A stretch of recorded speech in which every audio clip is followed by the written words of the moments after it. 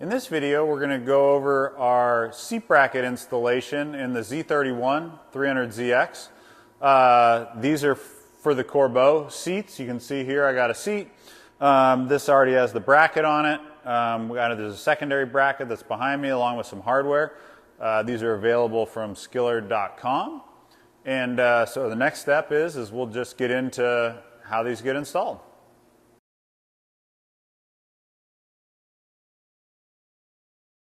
Okay, so we have the rear bracket already installed in this. I'm going to go over that.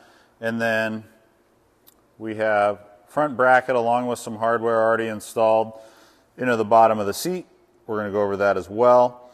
So you have this 3/16 steel bracket along with this one and some additional hardware to install one seat. And then we'll have a second set of all these pieces that'll be for the passenger side. The process is basically the same. Really the only difference is that this rear bracket would be mirrored for the passenger side. The front brackets on this are the same, driver passenger, as well as all the hardware is the same. So if we come in here and take a look at this rear bracket, you can see the orientation of it. We got our keyholes that are here. We do include a new M10 bolt that uses to secure that because it's shorter than the factory bolt that's there, so that enables you to be able to slide the seat into position. The nut that will hold on the inside, you'll reuse the factory nut that is holding down the factory bracket. So that's pretty straightforward as far as getting that put in position and getting it bolted down. One of the things, the reason why these brackets are made like this, so that way it can slide, the seat will actually drop in and slide back, is so that way you have as much height in the seat as possible. So a lot of times when you're installing aftermarket seats, they raise them too high, and so your head's hitting, especially if you're a little bit taller, they're hitting the ceiling, headliner in the car. So this is a good option to be able to get aftermarket seats and actually get them lower than even the factory seats. So we kind of touched on this back bracket. Next thing I'll do is I'll touch on the hardware that comes with the kit. So I'd already mentioned that this new M10 bolt that comes with it, but also you're going to get a stainless steel backing plate here, as well as an M10 nut and an M10 split lock washer. You may not use these, but what we ended up doing here is on the outside of the car, there's the threaded hole, threaded insert here that is where the outer seatbelt goes, seatbelt connection point. And on the inside, it's connected to the bracket. But we had looked at possibly connecting it to the bracket. It just didn't make sense as far as clearancing issues. So what we ended up doing is putting a hole right here into the transmission tunnel, and so you kind of see our aftermarket seatbelt that we have. Comes with the hardware, this hardware anyway, with the seatbelts. And so what we ended up doing is we're going to include the backing plate, the nut, and the washer. So what we're going to do on ours is we're basically installing this backing plate will actually go on the inside of the transmission tunnel. And then we'll, use the nut as well as the split lock washer. Especially with stuff like this, even though it has a lock washer, I always recommend adding Loctite just to ensure that can't come loose. So, again, we're going to include these, like one for each side. Again, you don't have to use them. Just depends on the solution that you're going to use for your seatbelts. So, next, I'll kind of go over what's in the hardware bag here. So in this hardware bag, let me open this up here. We've got a bunch of washers, some of these thicker black powder coated ones. You got 4 of those. There should be, I believe, 12 of these guys. You won't necessarily need to use all those, but I'll explain why you get so many in a minute. This actually, I've already pulled out of this kit, and that's going to be the bolt that's going to be to there. So that one's already actually installed. Then we got a couple stainless steel spacers and some more machine screws right here. So I'm going to go, all that's going to be attached to the seat and the front bracket. So I'm going to now pan to the bottom of the seat where I already have these installed and kind of explain how that all goes together.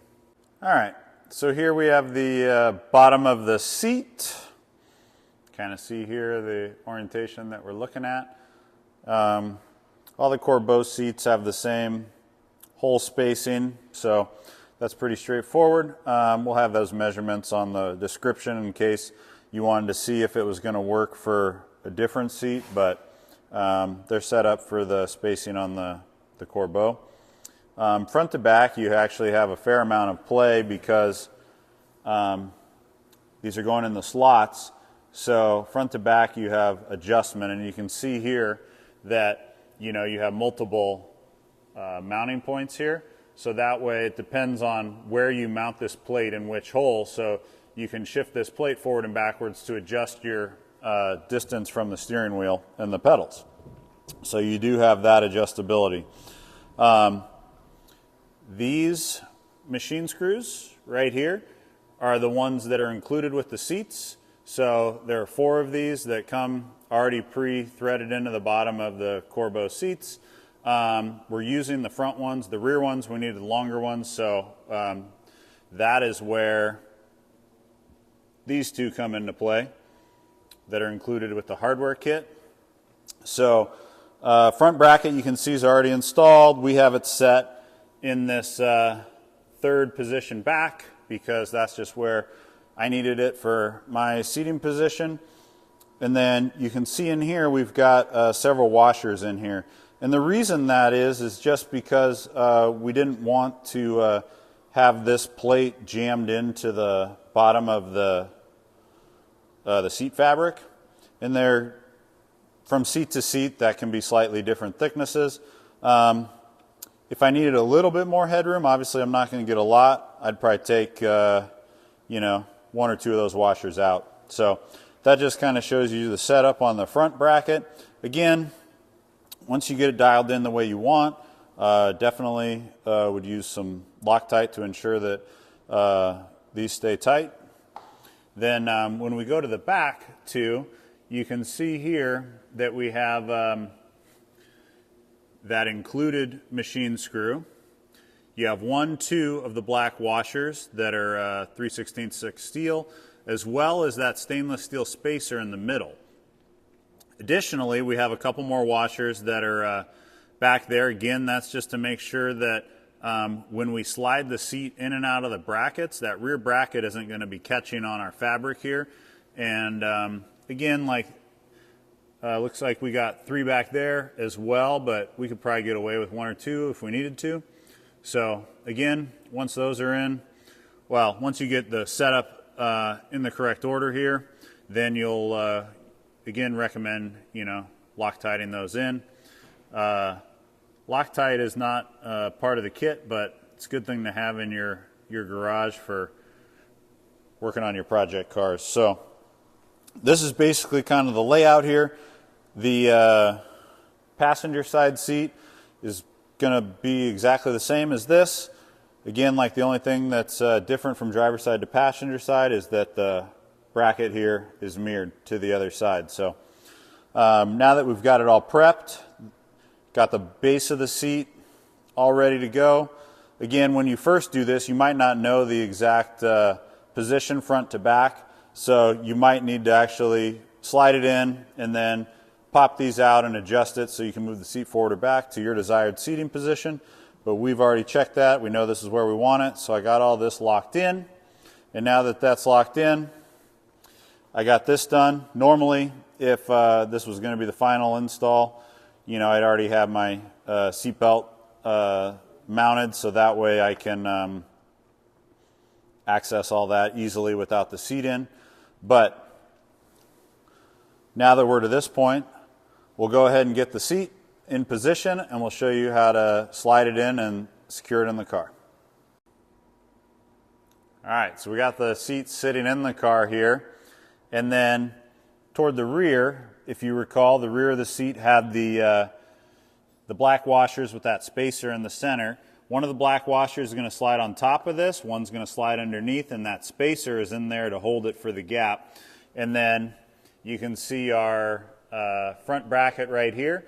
So what we're going to do is we're going to pivot this seat so we can get the those rear washers with the gap caught in this. We'll slide it in there, and then we'll slide it actually all the way back until this mounting point here lines up back on that rail with the factory mounting point, and then we're going to use the factory seat bracket bolts to secure the front to lock that in. So, and then the rear is going to be captured by the assembly that we have on the bottom of the seat that you've already done. So we'll go ahead and get that positioned.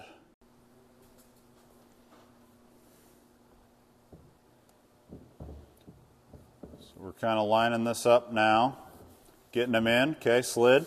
Now let's make sure that we actually have them both locked in, that we didn't miss. So we'll kind of lift up on the seat to ensure that both are locked in the back. Good, good. Okay, now we're going to come around the front, and let's see that bolt. Those are the factory bolts, and one's going to go on the inboard side, and one's going to come on the outside, just like the factory was set up. So we got this one in. It started right there in that, giving the seat a little wiggle so that way we can line up the other one to get it started. Obviously, we want to avoid any type of cross-threading. Now that we've got them both started by hand, we're going to come in and get those tightened down.